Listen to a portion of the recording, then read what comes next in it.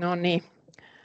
Hei, oikein hyvää huomenta kaikki. Kello on nyt jo 8:04, niin aloitellaan meidän vesivastuullisuudesta PK-yritysten kilpailuvaltti-webinaaria. Ollaan siis Kuinka tulla vesivastuulliseksi yritykseksi 2030 hankkeen päätöswebinaarissa. Onpas mukavaa, että tänne nyt kuitenkin ollaan saatu näin paljon ihmisiä kuulolle. Nämä on aina jännittäviä tilaisuuksia, että miten kutsu saavuttaa ja ajankohta sopii, mutta oikein mukavaa olla tällaisella joukolla koolla. Mun nimi on Heli Heinonen, tuun Suomen vesistösäätiöltä ja me vesistösäätiöltä oltiin vetäjänä tässä hankkeessa. Ja myöhemmin tämän webinaarin aikana tulee muut hanketoimijat esiteltyä, kukainenkin saa itsensä esitellä. Meillä on tänään aikaa tässä webinaarissa 10:15 saakka. Tässä alkuun käytetään pikkusen aikaa tämän meidän nyt päättyneen hankkeen esittelyyn, sen lopputuotoksen esittelyyn. Sen jälkeen pääsee aamun päätähdet, eli meidän yritysten edustajat ääneen paneelikeskustelun muodossa, ja sitten paneelikeskustelun jälkeen tämän webinaarin loppupuolella otetaan vielä pieni katsaus siihen, että miltä vesivastuullisuuden tulevaisuus näyttää. Muutamia sanoja sitten tavallaan tästä tulevaisuuden näkymistä. Okei, mä aloitan tässä sujuvasti esittelyjen jälkeen tämän webinaarin varsinaisen asian, eli kerron lyhyesti tästä nyt päättyneestä Kuinka tulla vesivastuulliseksi yritykseksi 2030, eli Vedelläkävijät hankkeesta. Vedelläkävijät on hankkeen oma sisäinen lempinimi, koska yritykset, jotka tässä hankkeessa mukana olivat, halusivat olla edelläkävijöitä vesiasioissa, eli vedelläkävijöitä. Niin kuin kerroin, niin hanketta toteutti meidän Suomen vesistösäätiön lisäksi Finnish Water Forum ja Pyhäjärvi-instituutti. Hanke osti asiantuntijapalveluja Suomen ympäristökeskukselta, Gaia Consultingilta, joka on siis osa Swecoa, ja Rapid Action Groupilta. Meillä oli mukana joukko rohkeita, upeita pilottiyrityksiä, Imageware, Rapala, Suur-Savon Sähkö, Ralf Ajalin, Loma-Oravi ja Savonkyynel. Ilman pilottiyritysten joukkoa tämä hanke ei olisi onnistunut.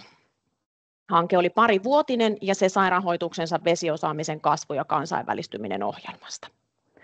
Tuossa esimerkiksi on näkyvillä hankkeen verkkosivut, joille voi sitten piipahtaa tämän webinaarin jälkeen katsomaan lisätietoja, ja sinne sitten kotvasen kuluttua tämän webinaarin jälkeen myös tämä tallenne tulee saataville.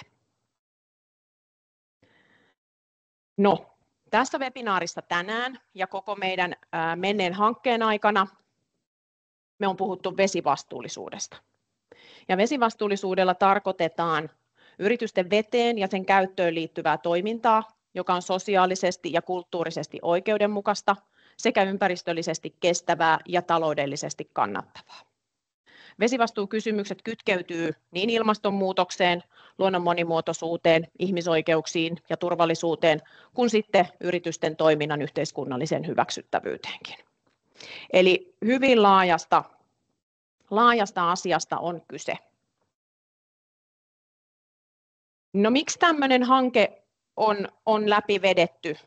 Miksi tämä sai alkunsa? Mistä saatiin tällainen ajatus? Suomella on kansallinen tiekartta vesivastuuasioissa, ja sen mukaan tavoitteena on, että suomalaiset yritykset olisivat maailman vesivastuullisimpia vuonna 2030. Ja tämä hanke tarttuu tähän haasteeseen, ja se selvitti suomalaisten PK-yritysten konkreettisia tarpeita tähän vesivastuulliseen toimintaan liittyen. Ja se, mitä meille tässä hankkeessa selvisi, pilottiyritysten, muiden laajojen keskustelujen, hankkeessa tehdyn laajan verkkokyselyn perusteella, oli se, että erityisesti PK-yrityksillä tarvis on vesivastuullisuuden eri aihealueet yhteen kokoavaa koulutusta, joka tarjoaa sekä tietoa että työkaluja tämän vesivastuupolun eri vaiheissa oleville yrityksille.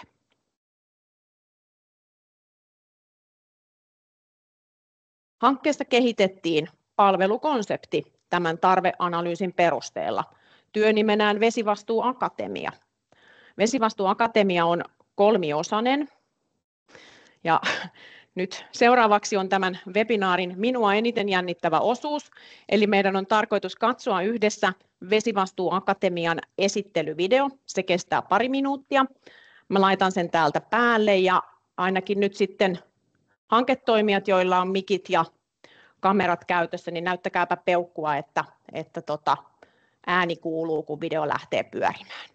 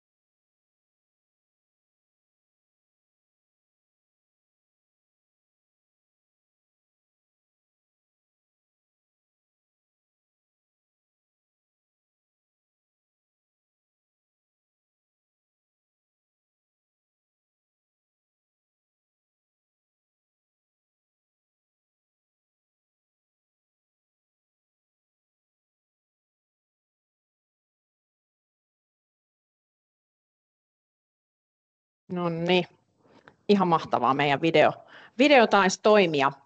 Eli tällainen palvelukonsepti kehitettiin Vedelläkävijät yritysvastuuhankkeessa.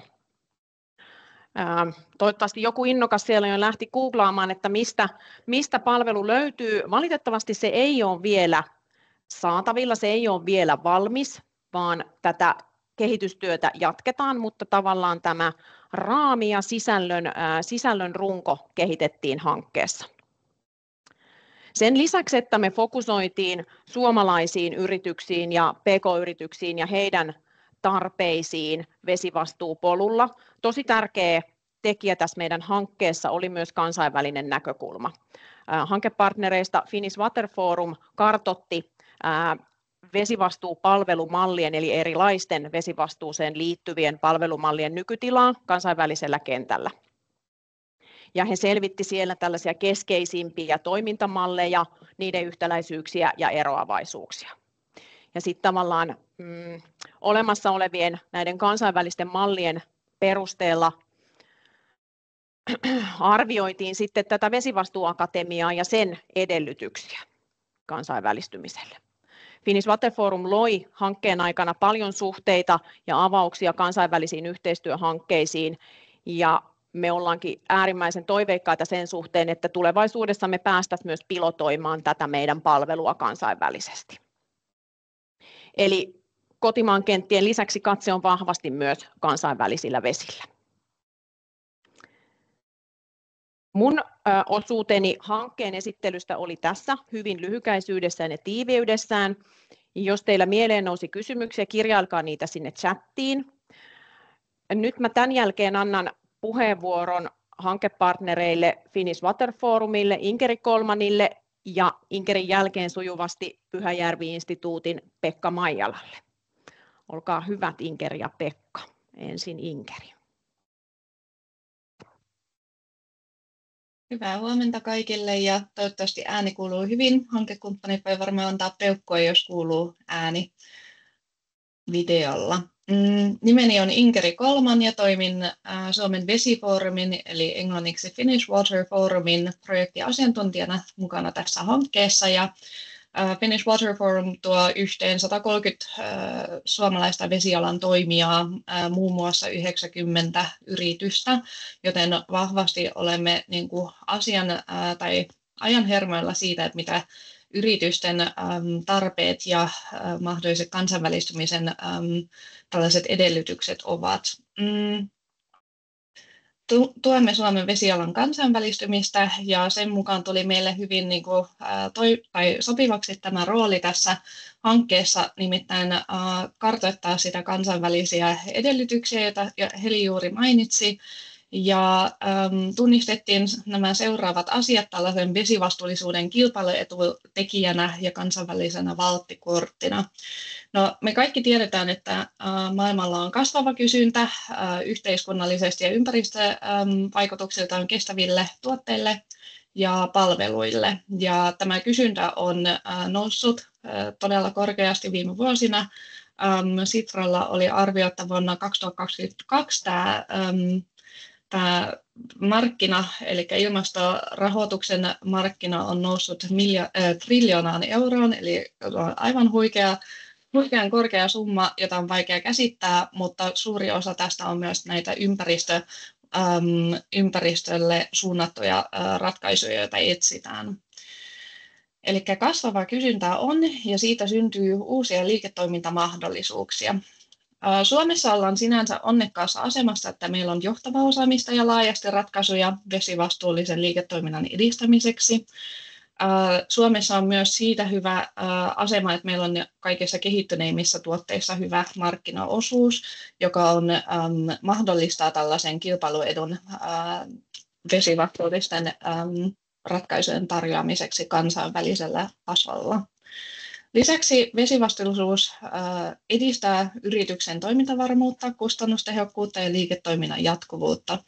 Maailmalla on kehittyvissä markkinoissa muun muassa vähän ei niin edistynyt ehkä vielä se lainsäädäntö näihin yritysvastuunormistoihin noudattamiseen, ja silloin olemme etuasemassa, jos olemme jo sillä tasolla kuin kansainväliset ja EU-tason ratkaisut normistot sitä vaativat.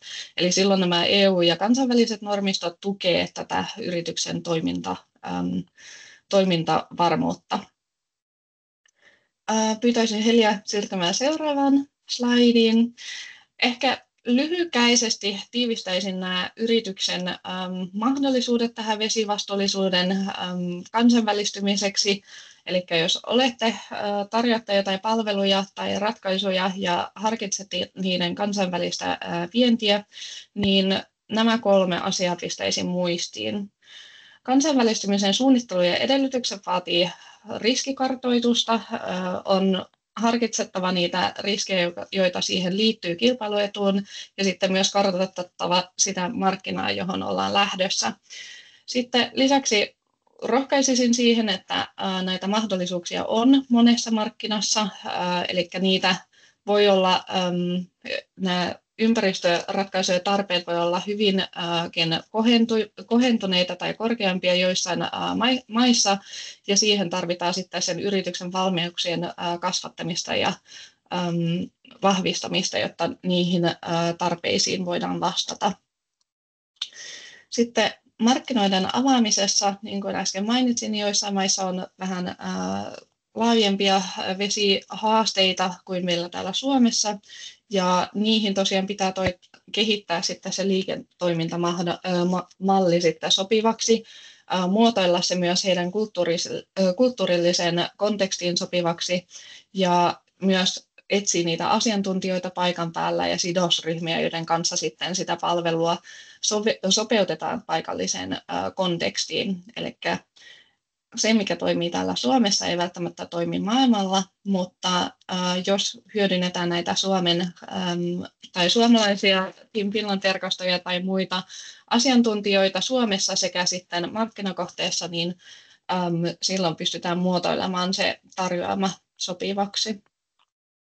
Sitten viimeinen ehkä tällainen positiivinen myös tekijä tässä vesivastuullisuuspalveluiden ja ratkaisujen kansainvälistymisessä on, että niiden liiketoiminnan kasvattaminen kirittää näitä kilpailijoita ja luo uusia liiketoimintamahdollisuuksia ja siten tukee tätä liiketoiminnan kasvattamista. Ehkä näin lyhykäisesti minun puolelta. Toivon, että pysyn ajassa ja sitten annan seuraavaksi puheenvuoron Pekka Maijalalle. Joo, kiitos Inkeri ja hyvää huomenta kaikki omasta puolestani. Asiat, joista ajattelin sanoa, tiivistyvät tähän kalvoon. Pyhäjärven instituutti on jo koko olemassaolonsa ajan, on 35 vuotta, niin tehnyt töitä näiden vesivastuullisuusasioiden ja elintarviketeollisuuden yritysten parissa ja koko ruokaketjun vastuullisuuden kehittämiseksi ja oleellisena osana toiminnassa on ollut vesi ja vesistöjen hyvinvointi ja nämä asiat, niin tämäkin hanke, missä ollaan saatu olla mukana, niin erittäin hyvin on niin kuin istunut meidän asiantuntijuuden kenttään ja ollaan voitu olla mukana ja vahvistamassa yritysten vesivastuullisuusasioiden kehittymistä. Tässä nelikenttä kalvossa niin kuin painotetaan nyt elintarviketeollisuuden kohtia ja me ollaan aikaisemmin, koitan sieltä ehkä nostaa niin kuin erityisiä asioita liittyen erityisasioihin elintarvikealalla, eli se on ehdottomasti oleellinen osa yritysvastuuta myös elintarvikealan yrityksissä. Yritykset on tyypillisesti Suomessa pieniä ja keskisuuria yrityksiä, hyvinkin pieniä, mutta kaikissa asioissa erityisesti riskien hallinta on oleellinen osa, koska puhutaan niin kuin ruokaketjusta, että hyvinkin pienet virheet ja vastuiden laiminlyönti niin kuin johtaa isoihin myös taloudellisiin menetyksiin. Riskien hallinta, vastuullisuus käy käsi kädessä ja silloin kun yritys fokusoituu ja katsoo huolella vesivastuullisuusasioita, niin silloin se tarkoittaa sitä, että me pystytään hallitsemaan tuotannossa syntyviä ympäristöriskejä, elintarvikkeiden turvallisuusriskejä oleellisena osana ja sitten yrityksen maineriskejä. Ja nämä on koettu elintarvikealalla myös todella niin kuin keskeisiksi. Mutta niin kuin tässä edellä jo tuli puhetta, niin vesi ja vesivastuullisuus on ehdottomasti kilpailuetu. Ja se voi tarkoittaa myös taloudellisessa mielessä sekä brändimielessä. Eli meillä on vedenkäytön minimointi tavoitteena.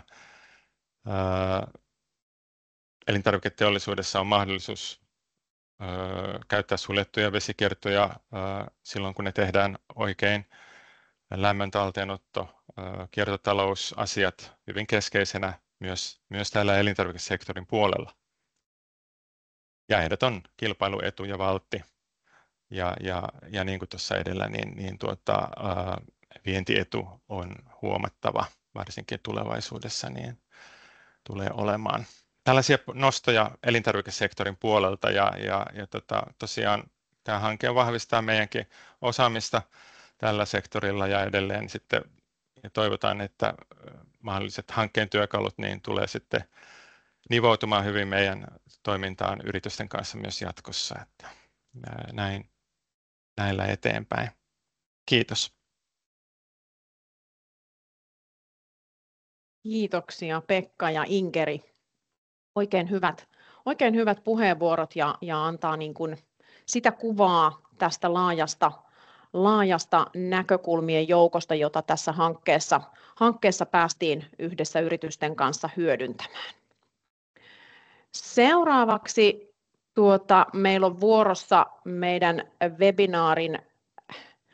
webinaarin tärkein osuus, paneelikeskustelu. Meidän keskustelijat vois nyt viritellä siellä kameroita ja mikkejä. Meillä on ollut suuri ilo saada panelisteiksi meidän yritysverkoston ja osa on meidän hankkeen pilottiyrityksiä. Edustajat tänne puhumaan. Kati Tukiainen, kehitys- ja vastuullisuusjohtaja Imagewareilta. Kati siellä heiluttelee, moikka. Pauliina Saari, vastuullisuusjohtaja Valki Groupilta. Ja Marko Poutanen, HSE-päällikkö Suur-Savon Sähköstä. Oikein loistavaa, että olette tässä tänä aamuna meidän kanssa keskustelemassa. Keskustelua moderoi Sojamon Suvi, johtava tutkija Sykestä. Terve Suvi. Ja nyt itse asiassa mä tässä kohtaa siirrän tahtipuikon ja direktöörin hatun Suville. Suvi liidaa tämän paneelikeskusteluosion eteenpäin. Olkaapa hyvät. Estradi on teidän. Kiitos Heli ja oikein hyvää huomenta kaikille myös mun puolesta. Tosiaan Suvi Sojamo, olen tätä nykyään Sykessä johtavana tutkijana vesiasiat työpöydälläni. Yritysten vesivastuutematiikan kanssa olen tehnyt töitä itse asiassa yli 10 vuotta sekä ihan tutkimuksen näkökulmasta että sitten laajemmin yhteiskehittämisen. Niin tosi hienoa nähdä, että me ollaan tässä pisteessä nyt tällä hetkellä Suomessa tätä tilaisuutta pitämässä ja hankekokemukset on ollut kyllä hyvin kannustavia ja positiivisia sen suuntaan, että ollaan oikeaan suuntaan menossa.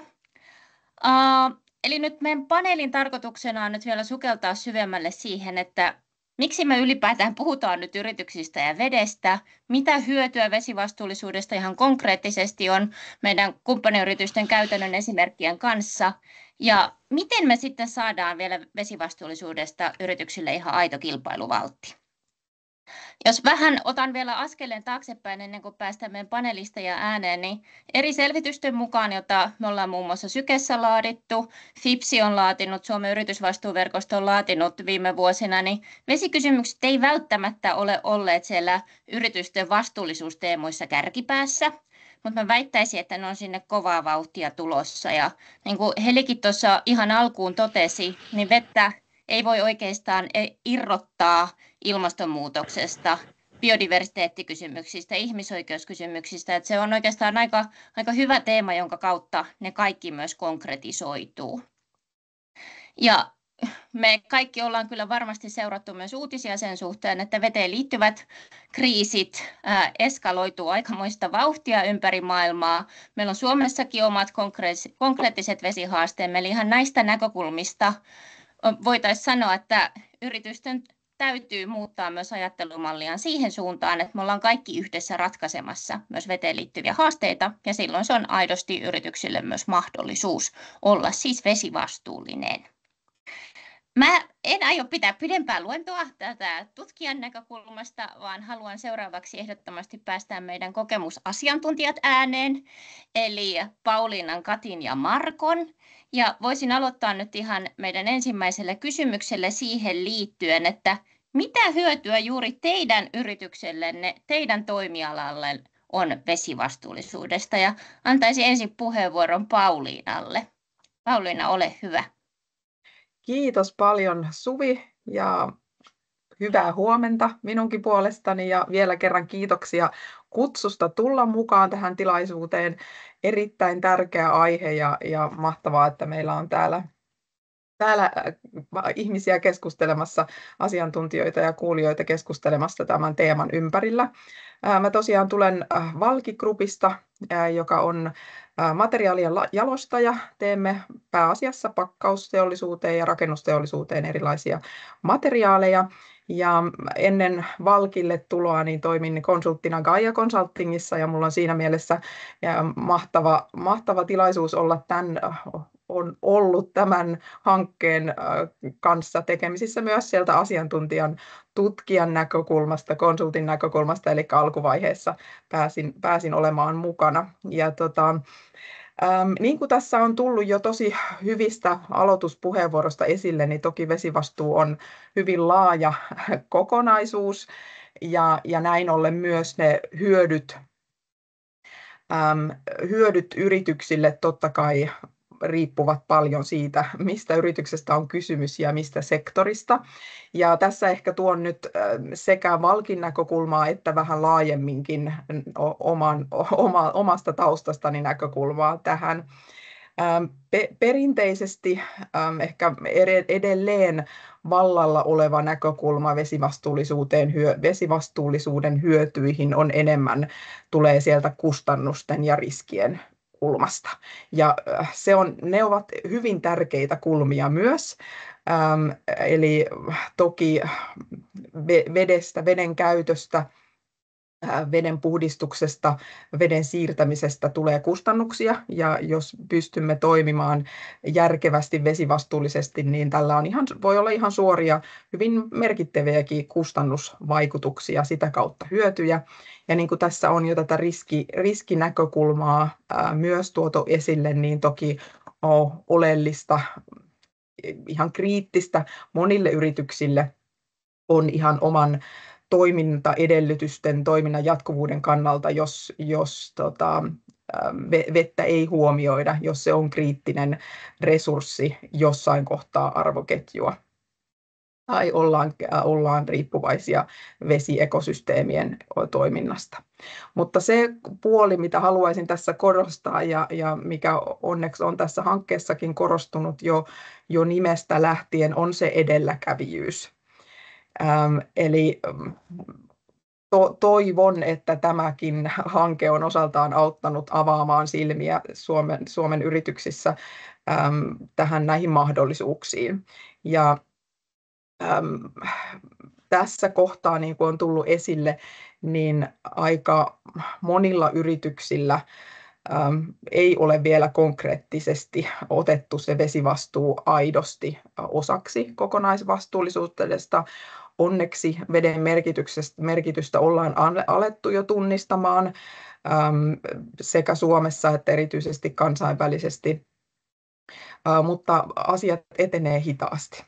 Niin kuin tiedämme valitettavasti ilmastonmuutoksenkin näkökulmasta, siitä on puhuttu jo kauan ja edelleenkin onneksi siellä ollaan jo enemmän teoissa eikä puheissa, mutta kyllähän me kaikki tiedämme, että siinäkin vielä isompia konkreettisempia steppejä tarvitaan. Ja jos puhun nyt lyhyesti myös Valkin vastuullisuustyöstä, joka toki kattaa hyvin paljon erilaisia asioita, mutta meillä tällä hetkellä vastuullisuustyön kärkinä on ilmastonmuutoksen torjunta ja kiertotalous. Kiertotaloudessa näkökulmina erityisesti kierrätettyjen materiaalien hyödyntäminen ja toisaalta sitten meidän tuotteiden kierrätettävyyden parantaminen. Ja niissä on paljon tekemistä edelleen ja ne on syystä meilläkin kärkenä, mutta se mitä toivon, että Valkissa ja myös muualla ymmärretään nimenomaan yhteydet siihen vesivastuullisuuteen. Ja tässä kohtaa yrityksillä on iso mahdollisuus nimenomaan näyttää sitä edelläkävijyyttä. Vesivastuu tulee ihan varmasti konkreettisemmin sekä lainsäädännön kautta että muita kautta enemmän sinne yritysten vastuullisuustyön kärkeen. Väistämättä näin tulee tapahtumaan ja nyt on se momentum-tilaisuus yrityksille osoittaa edelläkävijyyttä ja ottaa sitä jo osaksi vastuullisuutta tässä kohtaa, kun se ei ole vielä valtavirtaa. Ja niin kuin tuossa on puhuttu, niin tämä on ehdottomasti iso mahdollisuus myös kansainvälistymisessä suomalaisille yrityksille. Ja ehkä näin isomman yrityksen näkökulmasta vielä Valki ei osu tuohon PK-yrityssektoriin, vaan nimenomaan isommaksi yritykseksi, niin tämä yhteispeli isojen yritysten ja pienten yritysten kautta on ehkä se viimeinen pointti, mikä tässä vielä tuon esille, että toki nämä lainsäädännön vaatimukset liittyen vesivastuullisuuteen ja siitä datan keräämiseen, tiedon keräämiseen ja raportointiin tulee ensin meille isommille yrityksille mutta meillä on arvoketjussa paljon pienempiä yrityksiä ja tätä kautta ne tulee aika nopeastikin näkymään myös konkreettisesti sitten pienempiin yrityksiin kohdistumina vaatimuksina ja yhteistyö on varmasti se, millä asioita saadaan eteenpäin. Kiitoksia. Loistavaa. Kiitos Pauliina. Erinomaisia näkökulmia. Seuraavaksi antaisin puheenvuoron Katille, että miltä tämä sitten teidän yrityksen toimialan näkökulmasta näyttää ja resonoiko nämä Pauliinan havainnot? Kyllä, kiitoksia. Ja olen tosiaankin Kati Tukiainen ja Imageware Oy:stä. Me edustetaan sitten taas tekstiiliteollisuutta, eli tehdään työvaatteita ja sitä kautta katselen sitten asioita tekstiiliteollisuuden näkökulmasta. Ja kyllä Pauliinan pointit sai aikaan suurta nyökyttelyä, eli ihan samoja asioita pohditaan meilläkin. Meillä ehkä, jos niin kuin ihan konkreettisesti miettii sitä, että mitä hyötyä vesivastuullisuudesta meille on, niin meidän visiona on parempia työpäiviä, ja me lähdetään siitä sitä kautta, että se on ne meidän vaatteiden käyttäjät, jotka niitä ihollansa joka päivä kantaa, että heillä olisi mukava tehdä töitä niissä meidän vaatteissa. Sitten myös meidän niin kuin asiakkaat, ne jotka sitten hankkii niitä, että heille se olisi sujuvaa ja helppoa se vaatteiden hankinta. Sitten me ollaan se tarkoittaa myös niin kuin meidän yhteistyökumppaneille ja meille itselle, meidän henkilökunnalle parempia työpäiviä. Eli pyritään toimimaan niin, että kaikki pystyy tekemään työnsä niin, että ne työpäivät on hyviä. Ja me ollaan laajennettu sitä viime vuosina voimakkaasti just siihen myös, että se on koko maapallolle myös parempia työpäiviä. Eli haetaan sitä semmoista toimintaa, jossa me emme kuormita liikaa sitten niin kuin, ympäristöä. Ja eli sillä lailla niin kuin mä näen, että sieltä tulee se ensimmäinen hyöty meille, että kun meillä on tietoa ja tehdään asioita, niin sitten me voidaan niin kuin myös ylpeästi sanoa, että luodaan parempia työpäiviä. Ja ehkä sitten tämä, että koska nyt painotus niin kuin pikkuhiljaa siirtyy sieltä, että se on ollut tähän asti niin voimakkaasti siellä ilmastossa ja hiilidioksidipäästöissä ja muusta, että nyt niin kuin näkee selvästi, että painotus alkaa siirtyä myös muihin ympäristönäkökulmiin, biodiversiteettiin ja sitten luontokatoon ja muuhun tällaiseen näin, niin sieltä se vesi nousee isoksi asiaksi myöskin sitä kautta. Ja sitten taas niin kun, jos mä mietin meidän omaa toimintaa, niin meidän sinänsä tässä mitä me teemme itse, me ompelemme vaatteita ja myydään niitä, niin siinähän vesi ei ole kauhean isossa roolissa, mutta sitten kun just tässäkin hankkeessa, kun käytiin läpi sitä meidän arvoketjua ja toimitusketjua, niin siellähän sitten niin kun, kyllähän vaatteiden valmistus on tosi, siellä on ne isot vesiriskit ja niin kun, veden käyttö on tosi suurta. Sitten taas siellä niin kun, sekä kuidun valmistuksessa että sitten taas niin kun siinä kankaan ja langan valmistuksen prosessissa. Niin ehkä semmoinen, niin kuin, mitä hyötyä mä näen, että tästä on, että näitä ajattelee, niin sitten se tuo myös sen, että me voidaan niin kuin määritellä niille meidän yhteistyökumppaneille, joilta me hankitaan palveluita, niin se niin kuin konkretisoi sitä, että mitä me heiltä vaadimme.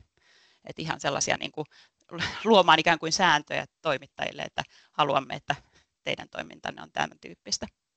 Ja sitten kyllä mä uskon myös tuohon, että pitkällä aikavälillä se on niin kuin kilpailuetoa, että löydetään niitä kierrätysmateriaaleja, joissa sitten taas niin kuin se veden käyttö on huomattavasti pienempää ja siirrytään käyttämään sitä, että se kiertotalous on meilläkin hyvin isossa roolissa ja tähdätään koko ajan siihen, että sitten se kerran tuotettu vaate pysyisi mahdollisimman pitkään käytössä. Tässä ehkä niin kuin mun konkreettiset näkökulmat ja päästään sitten sieltä Markon puhumaan seuraavaksi. Mahtavaa. Kiitos Kati. Erinomaisia näkökulmia ja täydentäviä. Mutta Marko, siirrytään sitten teidän toimialalle. Miten tämä kysymys näyttäytyy teidän näkökulmasta ja teidän yrityksen näkökulmasta? No joo, hei vaan kaikille ja mukava päästä tähän paneeliin mukaan. Eli Poutasen Marko ja Suur-Savon sähkökonsernista tuun ja tehtävän tämmöinen HSC-päällikkö ja Suur-Savon sähkökonserniinhan kuuluu hyvin paljon tytäryhtiöitä, eli Järvi-Suomen Energia on verkkoliikenneyhtiö liiketoiminnan yritys ja Lempeä lämpö Oy toimittaa kaukolämpöä ja kuuluu myös nuo kaukolämpöverkot heille, ja Järvi-Suomen valokuitu on tämmöinen valokuituyhteyksien myyntiyritys, ja Evision Oy drone-tekniikkaan perustuva sähköverkkojen kunnossapito, vian etsintä. Lumme Energia Oy on sitten sähkömyyntiyhtiö, eli tässä on meidän konsernissa hyvin paljon erilaista liiketoimintaa, sekä myöskin sitten Solarico System, joka on tämmöisten teollisen mittakaavan aurinkovoimaloiden toimittaja ja kumppani. Mutta kysymykseen, mikä on vesivastuullisuuden kilpailuvaltti, niin kyllähän sen on hyvin paljon kiinni vähän siitä liiketoiminnasta, missä toimit, ja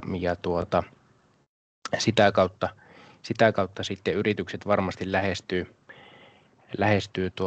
tätä kysymystä, mutta ehdottoman tärkeää on toki se, että tunnistaa mitä se vesivastuullisuus on laajemmassa mittakaavassa, miten sitä pystyy hyödyntämään siellä omassa liiketoiminnassa, ja mitä se konkreettisesti sitten vaatii kultakin yritykseltä. Ja toki meilläkin niin meidän toimintaympäristö on Järvi-Suomen, Järvi-Suomi oikeastaan, eli tämä Järvi-Suomen energiaverkkoalue on se meidän keskeinen toiminta-alue, niin antaa jo tämä maantieteellinen sijainti jo sitten vastuut meidän toimintaan. On paljon pohjavesialueita vesistöä ympärillä, joka tarvii ottaa sitten huomioon tässä liiketoimintojen toiminnoissa. Ja ollaan myöskin sitten mukana tässä CSDR raportoinnissa ja kaksoisolennaisuusanalyysiä täytyy tehdä, että nämä on asioita, joita täytyy sitten huomioida myöskin niissä. Sekä lisäksi meillä on tuo ISO 14001 ja ISO 45001 sertifioinnit, niin nämä asiat on osa myöskin sitten niitä järjestelmiä, että osataan toimia oikein ja näin päin pois. Hienoa, kiitos Marko. Jos mä summaan nyt tätä ensimmäisen kierroksen keskustelua, niin teillä korostui kyllä siellä hyvin vahvasti nämä edelläkävijyyden edut, että reagoidaan nyt proaktiivisesti myös niihin toimintaympäristön muutoksiin ja tarpeisiin, ja sitä kautta tästä syntyy myös pitkän aikavälin kilpailuetua, että sitten ollaan hyvissä asemissa suhteessa siihen. Arvoketjuyhteistyötä nostaisin myös erityisesti Katinkin kommentista esiin, ja se on ollut sellainen tematiikka, joka suomalaisilla yrityksillä on perinteisesti ollut aika haastavaa, että varsinkin jos puhutaan kansainvälisistä arvoketjuista, että mikä se näkyvyys sinne on, kuinka siellä voidaan tehdä yhteistyötä, ja ehkä tässäkin yhteydessä nimenomaan se yhteistyö on se avain, että P&K-yritykset eivät yksin siellä ketjujen varrella niitä kysymyksiä ratkaise, vaan sitten kannattaa oikeasti etsiä kumppaneita samalla toimialoilla, alueilla toimivia tahoja, ulkopuolisia asiantuntijatahoja, jotka voi siinä työssä auttaa. Ja pidän kyllä tosi tärkeänä myös sitä, että mikä korostui mun mielestä kaikissa teidän puheenvuoroissa, että ei tämä vesi ole tosiaan mikään irrallinen teema, vaan että tässä on hyvin suorat yhteydet vaikka nyt siihen tehtävään ilmasto- ja kiertotaloustyöhön, että sitä kautta tätä pystytään myös ottaa hyvin kokonaisvaltaisesti haltuun. Ja sitten vielä juurikin tämä muuttuva lainsäädäntöympäristö, mihin Pauliinakin viittasi, että ne EUn lisääntyvät raportointivelvoitteet, ne tulee myös Markonkin tapauksessa siellä yritysvastuuraportointi alkaa tulla kaikkien työpöydälle, ja jos on sitten pienemmästä yrityksestä kyse, niin juurikin sitten niiden isompien yhteistyökumppaneiden kautta. Eli tässä kannattaa olla kyllä nyt silleen etupallo on liikkeellä ja sitten nämä olemassa olevat vesivastuulähestymistavat, mitä me ollaan nyt tässä hankkeenkin puitteissa käyty läpi yhdessä kehitetty, niin antaa varmasti valmiuksia sitten vastata sinne lainsäädännön velvoitteisiinkin. Me ollaan nyt niin kuin alkajaisiksi puhuttu ehkä vielä nyt tälleen niin kuin teidän sisäisistä näkökulmista, että jos sitten siirretään vielä katsetta siihen, että mitä tavallaan niin kuin ulkoisia tekijöitä tarvittaisiin, mitä muuta me mahdollisesti tarvittaisiin nimenomaan Suomessa, että vesivastuullisuudesta tulisi yritysten kilpailuvaltti. Nyt tästä kuulisin vielä mielelläni teidän näkökulmia ja haluaisitko Kati vaikka aloittaa tämän pohdinnan? Yes, kiitos. Varmaan siis ensimmäinen asia on tieto ja jonkinlainen koulutus, että tämä hankkeessa kehitetty konsepti niin kuulostaa oikein hyvältä semmoiselta, niin kuin meidänkin kokonaisella PK-yritys, niin se, että jostain pääsee ikään kuin alkuun, niin se on aina hyvä. Ja mä tykkäsin siitä, kun me pidettiin tässä hankkeen aikana sitä vesivastuullisuusklinikkaa, jossa sitten niinku käytiin nimenomaan sitä toimintaketjua läpi ja sieltä tuli katsottiin niitä riskiä ja mahdollisuuksia ja muuta ja kuinka niinku olennainen asia se vesi on sitten niinku yrityksen toiminnassa.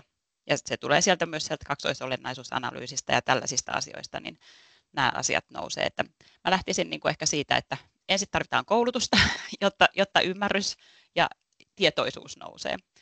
Ja sitten toisaalta taas niin kuin yksi asia, jota tarvitaan, en ole niin kuin tätä, mun mielestä EUn lainsäädäntö on ihan hyvä, että meitä yrityksiä pakolla pistetään raportoimaan ja miettimään näitä asioita.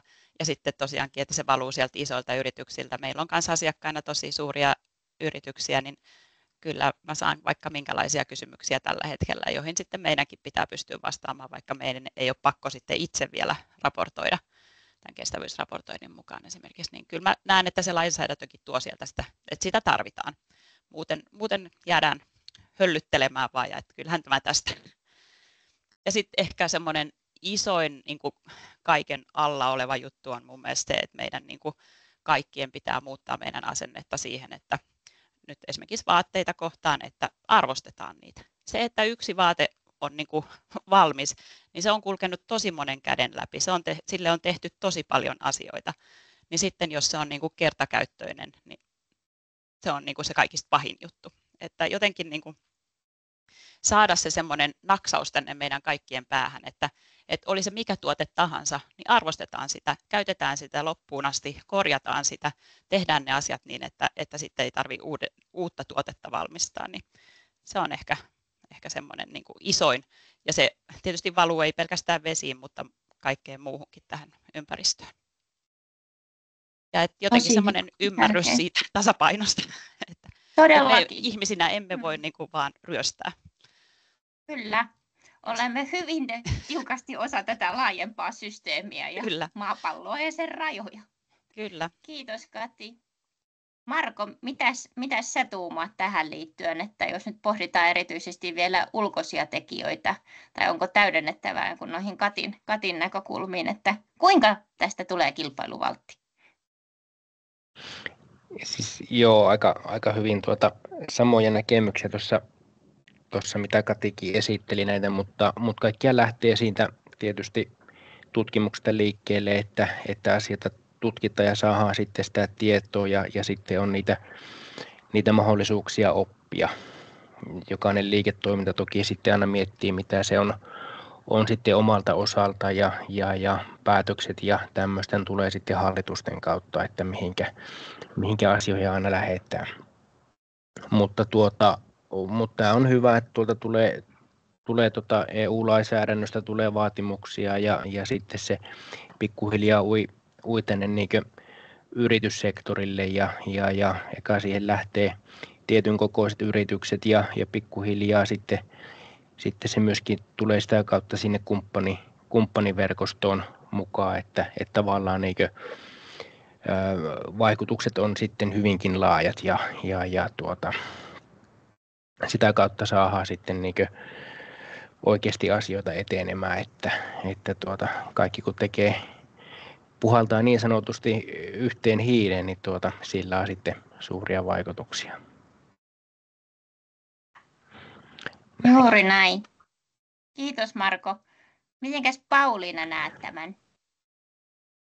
No niin, hyviä vastauksia, kattavia vastauksia Katilta ja Markolta tuli jo, että täytyy vaan kompata niitä, mutta muutama ehkä vielä täydennys näihin ihan samoilla linjoilla ollaan, eli nimenomaan se tieto ja konkreettiset työkalut, miten tässä asiassa päästään eteenpäin, ja tosi iloinen olen tästä konseptista, mitä tässäkin hankkeessa on kehitetty, juuri sellaista tarvitaan, matalan kynnyksen tietoa ja apuja, että päästään eteenpäin, ettei jäädä vaan ihmettelemään, miten kovin monitahoinen asia tässä on kysymys. Totta kai se on monitahoinen, mutta se voidaan ottaa pala kerrallaan haltuun. Ja siinä ehkä erityisesti täytyy vielä puhua tästä arvoketjunäkökulmasta, mikä on monille se tärkein ja monille se vaikein. Ihan samalla lailla valkille. Käytetään tuotteisiin hyvin paljon puukuitupohjaisia materiaaleja, paperia ja kartonkia. Ja vaikka meidän omassa toiminnassa me tyypillisesti siis päällystämme näitä papereita tai yhdistämme näitä papereita ja veden merkitys, toki käytetään vettä jäähdytykseen ehkä eniten, mutta se on kuitenkin aika pientä se meidän oman toiminnan vesivastuullisuus saadaan aika helposti loppujen lopuksi hyvälle tolalle, mutta sitten kun puhutaan siitä arvoketjusta, olemme täysin riippuvaisia metsistä, josta se puukuitu tulee, ja myös meiltä edeltävässä vaiheessa paperiteollisuus käyttää hyvin paljon vettä, ja näiden nimenomaan tiedonsaanti ja ymmärrys, että jos meillä on puukuitua tulee tuolta tai meillä on paperitehdas täällä, niin ymmärrämme, että mitkä ne on ne paikalliset olosuhteet, paikalliset kipukohdat, riskit liittyen vesivastuullisuuteen, niin näitä on tosi vaikea yksittäisen yrityksen ottaa selvää, ja sitä kautta tällaiset kansainvälinen yhteistyö, erilaiset sivustot, josta sä pystyt pääsemään niin kuin kartalle tunnistamaan niitä mahdollisia riskikohteita, johon sä voit sitten olla tarkemmin yhteydessä ja selvittää siellä paikallisten toimijoiden kanssa, niin ne on tietysti hyvin tärkeitä, että se olennaisuus, täytyy mainita se olennaisuus vielä, olennaisuus säilyy, että jos ei näitä koko arvoketjun kattavia näkökulmia ole tunnistettu, niin helposti sitten ajaudutaan puhumaan niistä kuuluisista lillukanvarsista ja se saattaa kääntyä itseään vastaan sitten tämmöinen toiminta, eli nimenomaan se, että tunnistetaan ne kaikista kriittisimmät asiat. Ja ehkä yksi sellainen asia vielä, mikä vähän tuli, Kati puhui tosi loistavasti tuossa arvostuksesta, että miten me kulutamme ja miten me toimimme tällä planeetalla, kun me olemme niin kiinteästi tietysti yhteydessä ja riippuvaisia luonnonvaroista ja ekosysteemeistä. Ja tuohon vielä ehkä se kulma, nyt menee jo niin vaikeaksi, en väitä olevani talouden asiantuntija, mutta jotenkin tämä markkinoiden toiminnan talous pitäisi saada tähän mukaan. Meillä ei edelleenkään ole riittävää hintaa luonnonvaroille ja ekosysteemipalveluille, ja nyt menee vielä vaikeammaksi pieni ihminen täällä markkinoiden puristuksissa, mutta semmoinen, mistä pitäisi myös puhua enemmän, että miten me saadaan hinta näille meidän luonnonvaroille ja ekosysteemeille, niin vaikea asia, mutta sen halusin tässä vielä tuoda, että sitä me tarvittaisiin kyllä konkreettisena asiana. Aivan loistavia näkemyksiä, ja mennään kyllä myös hyvin vahvasti tähän laajempaan kuvaan, johon kun toki vesivastuullisuuskin kytkeytyy. Minusta teidän puheenvuorosta tuli tosi hyvin esiin tällainen kuin kaari, joka nyt on varmasti sitten kaikille meille myös vähän eväitä jatkoa. Eli tietopohja kuntoon, sitä varten tarvitaan tutkimusta, sitä varten tarvitaan erityyppisiä työkaluja, joilla sitten pystytään tuomaan sitä olemassa olevaa tietoa yritysten ja muidenkin toimijoiden käyttöön. Koulutus siellä korostuu. Että varmasti tässä on myös sellaisella vertaisoppimisella, yhteisoppimisella hyvinkin paljon merkitystä. Ja sitten, että me saadaan vielä se ymmärrys siirtymään sieltä tekoihin, niin siinä sitten varmasti se lainsäädäntö kirittää, tukee ja olen kuulevinani teidän puheenvuorojen viestistä myös sellaista ajatusta myös ihan kansalliseen kontekstiin, että rohkeutta myös sitten laajemmin ohjata ihan vesivastuullisen yritystoiminnan suuntaan. Et nythän toki sieltä EUn suunnasta tulee niin kuin hyvinkin jo pitkälle vievää sääntelyä, mutta että me voitaisiin Suomessa myös vielä niin kuin pidemmälle miettiä, että miten juuri suomalaisten yritysten tapauksessa ohjauksella, eri ohjauskeinoilla voitaisiin vielä vettä korostaa. Ja sitten ehkä juurikin tämä, mitä toitte tästä arvostuksesta esiin, minusta on ihan äärettömän tärkeä tematiikka. Ja juurikin, että me alettaisiin ymmärtää sitä, että se mikä on jonkun hinta tällä hetkellä ei välttämättä korreloi sen kustannuksen tai kokonaisen arvon kanssa. Että me päästäisiin paremmin samalle viivalle siitä, että se lopullinen hintakin oikeastaan sitten olisi yhteismitallinen sen kokonaisen arvon kanssa, niin siinä varmasti riittää tekemistä, mutta ei auta kuin itse kunkin tässäkin suhteessa kääriä hihat ja lähteä sitäkin asiaa edistämään. Aivan loistavia kommentteja teiltä. Meillä on nyt muutama minuutti aikaa yleisön kysymyksille, kommenteille. Jos niitä on tästä todella mielenkiintoisesta keskustelusta virinnyt, voitte kirjoittaa tuonne chattiin tai käsittääkseni myös käden voi nostaa pystyyn, jos on erityisesti nyt meidän panelisteille tai meille hanketiimiläisille muuten kysyttävää.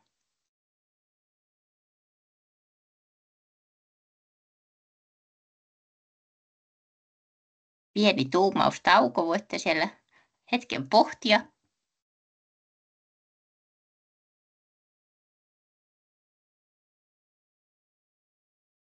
Mikäli tämä on nyt ollut ilmeisesti hyvinkin tyhjentävä esitys. Ahaa, loistavaa. Halosen Mikolta tuli kysymys, että mikä tulee olemaan teidän suurin vesivastuutavoite ensi vuodelle? Loistavaa, kiitos Mikko tästä. Mihin panostatte ensi vuonna? Ja jos annetaan vaihteeksi vastausvuoro nyt uudessa järjestyksessä Markolle, Katille ja sitten Pauliinalle. No niin, ihan varmasti se tulee olemaan niin se tiedon lisääminen.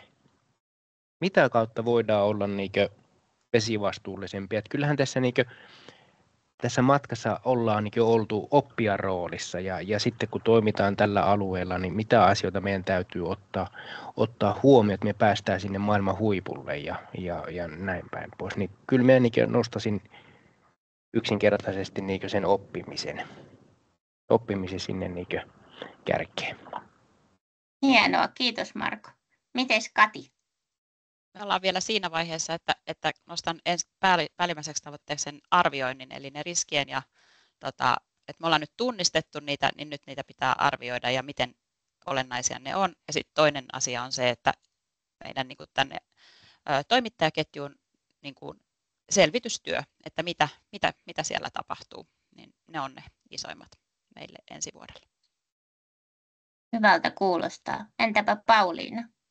Joo, no aika samoilla linjoilla siinä mielessä tiedon lisääminen ja riskien ja mahdollisuuksien kartoittaminen ja nimenomaan se arvoketjunäkökulma Valkilla. Viime vuosina ollaan vielä tiivistetty yhteistyötä meidän raaka-ainetoimittajien kanssa ja koko arvoketjun tunnistamiseen tehty paljon töitä ja tämä on nyt semmoinen konkreettinen asia.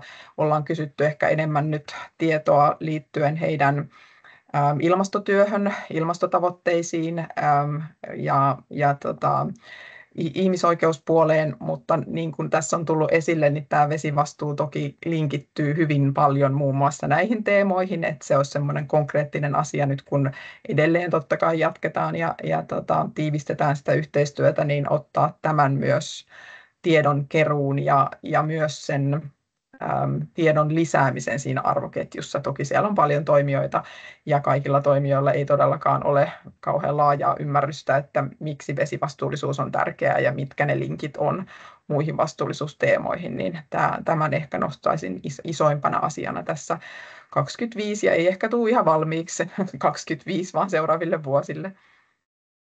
Kiitos Pauliina. Oikeastaan vähän vastasitkin Heinon Heidin kysymykseen chatissa vielä, että mistä ehkä nyt niin kuin nimenomaan teemasta tarvitsisitte vielä lisää tietoa asian eteenpäin viemiseksi? Onko teillä, Kati tai Marko, jotain erityistä niin kuin, pohdittavaa tämän suhteen vielä, että onko joku erityinen asia, jossa teidän mielestä pitäisi sitä niin kuin tietopohjaa erityisesti vielä parantaa? Ehkä meillä ainakin niin kuin isona asiana on nyt niin kuin se, että me mietitään, että miten me vaihdetaan meidän kankaita, tarvikkeita, neuloksia, materiaaleja niin kuin ekologisempiin, niin siellä jotenkin sitä vertailua ehkä sen kierrätysmateriaalin ja normaali tai neitseellisen materiaalin niin kuin näistä vaikutuksista, niin se on iso asia. Siitä jonkun verran sitä tietoa on, mutta se on ehkä semmoista isoa oppimista. Tekstiiliteollisuudessa puhutaan tosi paljon siitä kierrätyspolyesteristä ja siinä on huonot puolensa, mutta tällä hetkellä se on niin kuin ehkä ainoa vaihtoehto, lähes ainoa vaihtoehto, että tarvitaan tosi paljon lisää tietoa ja niitä, että miten ikään kuin, mitä uskallat sanoa, että miksi tämä on parempi, tämän tyyppistä.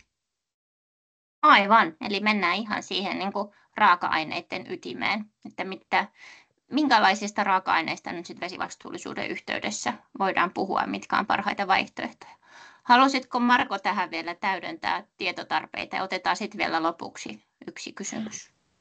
En ehkä osaa välttämättä heti suoraan vastata jotain tiettyä teemaa. Toki kun on liiketoimintoja enemmän kuin se yksi, niin täytyy vähän miettiä niin liiketoimintakohtaisesti, että miten Just näitä näin. asioita niin lähestyy.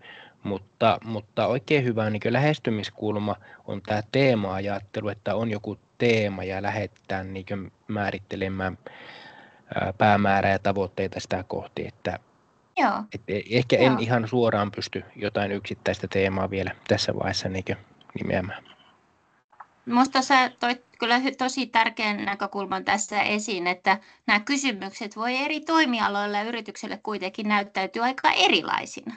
Että juurikin se Kyllä. spesifisyys siinä, että tässä nyt ei niin kuin se yksi koko ei sovi kaikille. Ei se on just, tämä on niin laaja niin kysymys periaatteessa, vesivastuullisuus, ja sitä täytyy niin miettiä niin monelta eri kannalta. Meilläkin esimerkiksi toimitaan niin kriittisen infran parissa ja kaikki huoltovarmuustekijät ja kaikki nämä tämmöiset, niin nämä täytyy vaan niin nivouttaa näiden asioiden kanssa yhteen sitten. Aivan. Hei, kiitos paljon. Mä lupasin, että on aikaa vielä yhdelle kysymykselle. Nyt tuonne chattiin ilmestyi muutama kilpaileva. Sanotaan nyt, että ehkä näitä otetaan niin kuin yhteen, saa panelistit vielä vastata. Voitte itse valita kumpaan ja sitten jatkaa muuten chatissa näihin reagointia. Niin ensinnäkin Karoliina Villander kysyy, että osaako loppukäyttäjät kysellä teidän yritysten vesivastuullisuuden perään? Tuleeko sieltä niin kuin loppukäyttäjiltä, kuluttajilta teidän suuntaan painetta? Näkyykö se jotenkin? Ja Minna Perillä kysyi sitten, että onko ihan jotain konkreettisia keinoja, jolla voi vaatia toimittajalta esimerkiksi arvoketjun alkupäästä vesivastuullisuutta tai miten sitä voidaan mitata. Eli kukin teistä saa nyt valita, että kumpaan näistä vastaatte viimeisenä puheenvuoronanne. Haluatko Pauliina aloittaa vai? Joo, no mä voin aloittaa tuossa jo, ehdin pohtia loppukäyttäjien erittäin hyvä nostonäkökulma Karoliinalta. Ja täytyy kyllä suoraan sanoa, että ei. Jos puhutaan pakkauksista, niin hyvin vähän tulee loppukäyttäjiltä kysymyksiä tähän liittyen, jolloin se ei nouse meidän asiakkaiden tai asiakkaiden agendalla hirvittävän korkealle, ja tässä taas se tiedon lisääminen, ymmärryksen lisääminen on varmaan se polku eteenpäin tästäkin näkökulmasta. Kiitos Pauliina. Mites Kati? Joo, no meillä kanssa ehkä sitten, jos tähän samaan kysymykseen mietin vastausta, niin me ei olla itse niin suoraan niiden loppukäyttäjien kanssa tekemisissä, mutta me saadaan kyllä sitä tietoa sieltä, ja se on mun mielestä aina välillä hiukan ristiriitaista, että sieltä tulee kyllä kaikenlaisia kysymyksiä ja vaatimuksia, mutta sitten esimerkiksi kun me tarjotaan osalle asiakkaista, niin kuin, että käyttäjä saa itse valita, että ottaako käytetyn vaatteen vai uuden vaatteen, niin kyllä ne käytetyt hirveän helposti jää sinne varastoon, että kysymyksiä tulee, mutta sitten ehkä se konkreettia puuttuu sieltäkin, mutta tietoa varmaan sielläkin tarvitaan. Just näin. Mites Marko? Se oli se painekysymys. Miten se menikään? Tässä oli 2 kysymystä, että tuleeko teidän loppukäyttäjiltä, nyt vaikka niin kuin ihan sähkön kuluttaja-asiakkailta tai muiden palvelujen käyttäjiltä, kyselyitä teidän vesivastuullisuuden suhteen. Ja sitten toinen kysymys liittyy nyt näihin niin kuin arvoketjun käytäntöjen eteenpäin viemiseen. Mutta haluatko vastata tähän loppukäyttäjäpuoleen? Se ehkä meistä jokainen voisi periaatteessa olla myös teidän loppukäyttäjä, tuotteiden loppukäyttäjä. Joo, ja niitä kysymyksiä tulee. Niitä tulee jo rekrytoinneissa tähän vastuullisuuteen liittyen. Ja niitä tulee toki rahoittajilta ja sitten niitä tulee niitä kuluttajilta ja loppukäyttäjiltä. Että kyllä ne on ihan arkipäivää ja näin se vaan menee. Hieno juttu. No, se on ehkä hyvä esimerkki siitä, että nyt vaikka niin kuin Suomessa tapahtuvan sähkötuotannon näkökulmasta ihmisillä on käsitys, että myös, että miltä se ketju ja tuotanto näyttää, niin sitten, ja se saattaa osua sinne omaan mökkirantaankin, niin tämä konkretisoituu. Mutta pyritään siihen, että tehdään niitä ketjuja näkyväksi myös muillakin sektoreilla. Juuri näin. Hei, kiitos tosi paljon meidän panelisteille erinomaisesta keskustelusta. Mielellään istuisin teidän kanssa vielä toisen aamupäivällisen näitä pohtimassa. Meillä alkaa tilaisuudessa aika tulla päätökseen. Ja ilman muuta voidaan jatkaa pohdintoja chatissa myös liittyen tuohon Minnan kysymykseen. Meillä on lopussa nyt vielä niin kuin ihan tiivis yhteenveto vaan siitä, että kuinka tästä eteenpäin. Mutta kiitos vielä Kati, Pauliina ja Marko. Haluatko Heli vaihtaa mulle seuraavan kalvon? No niin, all right.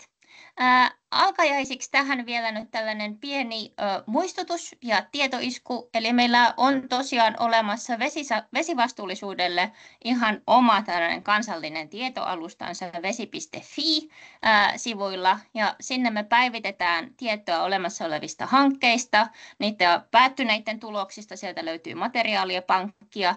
Vesivastuusitoumus, kansallinen vesivastuusitoumus, joka on nyt ollut olemassa vuodesta 2017 ja sen periaatteet ja askeleet on edelleen hyvin valideja ja sinänsä yritysten vesivastuullisuustyön ytimeen sopii edelleen erinomaisesti, niin se löytyy tuoreimmassa ja päivitetyimmässä muodossaan tuolta vesi.fiistä. Ja samalta sivulta löytyy myös sitten tietoa jo tässä vaiheessa eri asiantuntijaorganisaatioista, jotka pystyy tukemaan yrityksiä tällä vesivastuumatkalla. Eli me ollaan tuossa viime vuonna perustettu ihan tämän kansallinen asiantuntijaverkosto, johon nyt nämä Vedelläkävijät-hankkeenkin kumppanit kuuluu, joiden kanssa ollaan valmiita yrityksiä tukemaan ja viemään tätä tematiikkaa eteenpäin. Mielelläni kuulisin vielä nyt sitten tässä vaiheessa Halosen Mikon mietteitä siitä, että minkälaisia näkökulmia teille tulee vastaan yritysasiakkaiden kanssa tuolta kentältä ja minkälaisia seuraavia askelia te näette, että tässä kannattaa ottaa. Mutta Mikko, ole hyvä. Kiitos Suvi ja kiitos kutsusta, huomenta kaikille. Olen Halosen Mikko, viimeiset parikymmentä vuotta saanut tehdä Gaiassa kestävän liiketoiminnan kehittämisessä ja tässä hankkeessa olen päässyt huipputekijöiden kanssa työstämään vesivastuullisuutta. Kiitos siitä ja myös kiitos tässä mukana yrityksiä, jotka on mukana näissä klinikoissa, kun ollaan katsottu, että minkälaista työkalulähestymistapaa tarvittaisiin vesivastuullisuuden edistämiseksi. 3 tiivistä huomiota. Yksi on se, että miksi olemme olleet tässä mukana, niin on se, että vesivastuullisuus on erinomainen keino yhdistää ja ottaa haltuun sekä isoja ilmasto- ympäristöhaasteita, sosiaalisia haasteita, mutta sitten hyvin konkreettisella tasolla myös auttaa yrityksiä, myös pk-yrityksiä pohtimaan, miten tämä vaikuttaa tuloksen tekemiseen konkreettisesti. Eli jos katsoo ilmastonmuutosta, meillä on ilmastonmuutoksen hillinnän haaste, ja jos vettä seuraa yrityksissä, myös pienemmät yritykset, niin helposti siellä tulee sitten vesilasku, lämpölasku, konkreettisia asioita, joilla pääsee käsiksi ja voi huomata, että me myös yrityksenä olemme osa tätä ratkaisua. Toinen on surullisempi aspekti, ja valitettavasti siinä mielessä ilmastonmuutoksessa ei ole mitään hyvää, Eli me törmätään ilmastonmuutoksen riskeihin jo tänään. Ne kustannukset on huimat ja ne on kasvussa. Eli kaikki me törmäämme tulviin, kuivuuteen, vettä on liikaa, liian vähän eri paikoissa. Ja se vesi siinä mielessä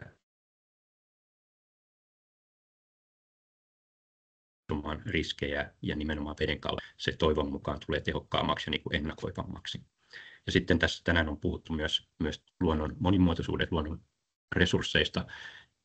Vesi on sitten lihantuotannossa, tekstiilin tuotannossa, mineraalit, you name it, elintarvikkeet, niin kuin Pekka tuossa puhui. Vesi on siellä ytimessä ja sitä kautta sitten me päästään siihen arvoketjuun käsiksi, eli se auttaa konkretisoimaan ja sitten me päästään pala palalta tai tippa tipalta kiinni siihen veteen ja siihen ratkaisuun, eli sillä lailla tämä monipolvinen haaste, niin veden kautta me toivon mukaan saadaan siitä hyvin kiinni. Toinen huomio liittyy paineeseen. Mä väittäisin, että meillä ei ole vaihtoehtoa. Regulaatio tulee pakottamaan, niin kuin Pauliina sanoi, isot yritykset ekana, mutta se valuu pienempiin yrityksiin. Se on riskitekijä, jos vesi ei ole hanskassa. Se on kustannustekijä. Kaikki kuluttajat ei vielä osaa vaatia, tai sitten kun pitäisi maksaa vähän enemmän, niin ei välttämättä maksa, mutta kyllä se sieltä on nousemassa. Sitten rahoittajat tulee vaatimaan sitä, että tässä on niin kuin myös oppimisen paikka ja lobbaamisen paikka siitä, että miten se vesi oikeasti maksaa tai luonnon ekosysteemipalvelut. Ja kolmas viimeinen lyhyt pointti on se, että oli ilo päästä tekemään näitä vesivastuullisuusklinikoita teidän kanssa. Kiitos yrityksille siitä. Ja vähän niin kuin Marko mainitsi, niin se olennainen siinä, mitä ollaan opittu, että pitää päästä tunnistamaan, mikä juuri sille yritykselle on se olennainen liiketoimintaan vaikuttava vesivastuullisuuskysymys. Ja siihen nämä työkalut ja Vesiakatemia antaa hyvin ketterän niin kuin matalan kynnyksen työkaluja. Näitä tarvitaan oikeasti, jotta me päästään alkuun, eikä ole sellaista, että odotetaan, katsotaan vielä, koska meillä ei ole siihen aikaa. Ja väittäisin lopuksi noin 20-30 vuoden kokemuksella Gaiasta yritysten kanssa tekemisestä, että ne yritykset, joihin me ollaan törmätty, joilla vesikysymykset on hanskassa, niin ne on ollut aika hyvällä vakaalla pohjalla rakentamaan kestävää kilpailukykyistä liiketoimintaa, on se sitten Suomessa pienimuotoisemmin alueellisesti tai sitten ihan kansainvälisesti. Kiitos. Kiitos Mikko. Erinomaiset huomiot. Ja lopuksi annan sitten vielä puheenvuoron takaisin Helille. Ja kiitos kaikille myös omasta puolestani. Nyt tulee kiitoksien tulvaa. Kiitoksien tulvaa. Oikein lämpimät kiitokset Mikko ja Suvi ja meidän paneelikeskustelijat, panelistit. Olipahan mielenkiintoinen keskustelu ja tässä voin sanoa, että mulla ei ole enää mitään uutta sanottavaa, koska kaikki, mitä mulla tavallaan tämän viimeisen slaidin kanssa oli tavallaan kerrottavana, tulkoon tämä nyt niin kuin ajatuksella kertaus on opintojen äiti tyyppisesti, eli tavallaan mitä tästä eteenpäin, mitä me hankeporukalla kaikkien hankkeessa tehtyjen tavallaan käytyjen keskustelujen ja tavallaan muun tavallaan vesivastuuseen liittyvän kansallisen työn näkökulmasta opittiin, niin selkeästi se, että vesivastuullisuuden tunnettuutta yritysten keskuudessa on edelleen kasvatettava. Aikaisemmin tuolla viitattiin siihen, että kuitenkin vain jonkinmoinen pienehkö osa on tätä vesivastuullisuutta uskaltanut lähteä lähestymään. Sitten ihan äsken Mikko totesi, että oikeasti ne hyödyt yrityksille on pystyttävä selkeämmin konkretisoimaan. Se on ihan selkeä juttu. Ja tavallaan tämä tuli paneelikeskustelussa moneenkin kertaan esille, että sitä tietoa ja työkaluja, niitä tarvitaan. Tarvetta vesivastuullisuuden kehittämiselle ja sen liittyvän osaamisen parantamiselle yrityksissä on. Se on niin kuin, sitä ei varmasti ei voine niin kuin kiistää. Niin kuin mä tuossa mainitsin, tässä Vedelläkävijät-hankkeessa kehitettiin yhteistyössä yritysten kanssa tämä palvelukonsepti, ja me jatketaan palvelukonseptin edelleen kehittämistä. Me hankemaailmassa kun eletään, haetaan ahkerasti rahoitusta, jotta mahdollisimman pikaisesti saataisiin tämä palvelu markkinoille ja kaikkien yritysten käyttöön. Mulla ei ollut asia tavallaan hankkeen puolesta muuta kuin valtavan lämpimät kiitokset tänään täällä puhumassa olleille, kuuntelemassa olleille ja ihan koko meidän hankkeen kaaressa jollain tavalla mukana olleille. Tämä on ollut valtava ilo ja valtava oppimatka. Vesivastuullisuus ei mulle henkilökohtaisesti ollut niin kovin tuttu teema ennen tämän hankkeen pariin ryhtymistä. Nyt on. Meillä on minuutti aikaa. Mä sanoisin, että me ei ehditä enää ottaa kysymyksiä. Laittakaa niitä chattiin edelleen. Laittakaa, tuossa näkyy mun sähköpostiosoite. Ottakaa yhteyttä missä tahansa kysymyksissä, jos teillä jäi tästä paneelista tai aiheesta ylipäätänsä kysyttävää, niin olkaa rohkeasti yhteydessä. Kiitos oikein kovasti kaikille ja mukavaa torstaipäivän jatkoa. Kiitos paljon ja samoin. Kiitos. Kiitos. Hei. Moi moi. Kiitos paljon. Moi moi. Kiitos.